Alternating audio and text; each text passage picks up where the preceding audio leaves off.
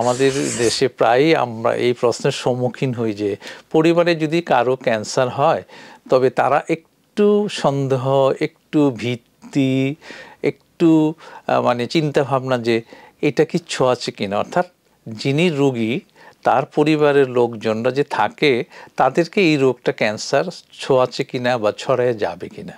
আসলে ক্যান্সার কোনো ছোঁয়াচে রোগ না, এটা একদম সম্পূর্ণভাবে পরিষ্কার যে এটা ছোঁয়াচে রোগ না। তবে ক্যান্সার রোগীদেরকে প্রোটেকশন অথবা তাকে ভালো রাখার জন্য ওনাকে একটু সুন্দরভাবে কেয়ারিং করতে হবে, খাবার দাবার দিকে যাতে ঠিক মতো কাজ সেগুলো করতে হবে।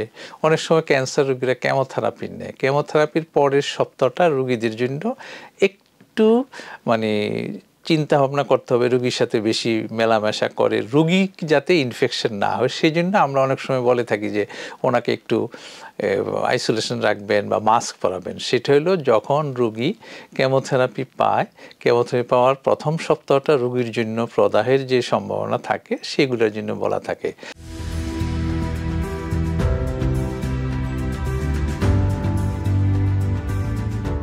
কিন্তু ওনার প্লেটে আরেকজন খেলেও কোনো সমস্যা হবে না বা ওনার সাথে থাকলেও কোনো সমস্যা নেই। এটা টোটালি এটা ছোঁয়াচে রোগ না।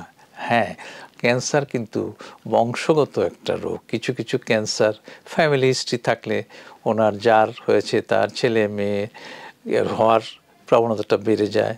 বিশেষ করে ব্রেস্ট ক্যান্সার আমাদের মহিলাদের যেটা হয়, ওনার যদি ফ্যামিলি হিস্ট্রি থাকে স্ট্রং মা খালা বোনদের, তাহলে ওনার ব্যাপারটাও সেইভাবে চিন্তা করতে হবে। এই ধরনের রোগীদের ক্ষেত্রে আপনার স্পেশাল অ্যাটেনশন এবং তাদেরকে এগুলো বুঝে বলতে হবে যে মানে সিচুয়েশনটা।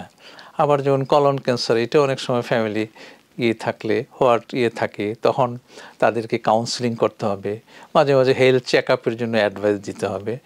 ওই পরিবারের লোকরাও বলবে যে আমাদের কোনো পরীক্ষা নিরীক্ষা আছে কিনা, সেই জন্য স্ক্রিনিং প্রোগ্রামগুলোর মাধ্যমে আমরা ফ্যামিলি হিস্ট্রি থাকলেও সেটা আমরা দেখতে পারি এবং এইভাবেই আমরা ক্যান্সারের বিরুদ্ধে জয় করতে পারবো যদি সঠিক সময়ে রোগটাকে নির্ণয় করা যায় এবং সঠিকভাবে চিকিৎসাটা দেওয়া যায়।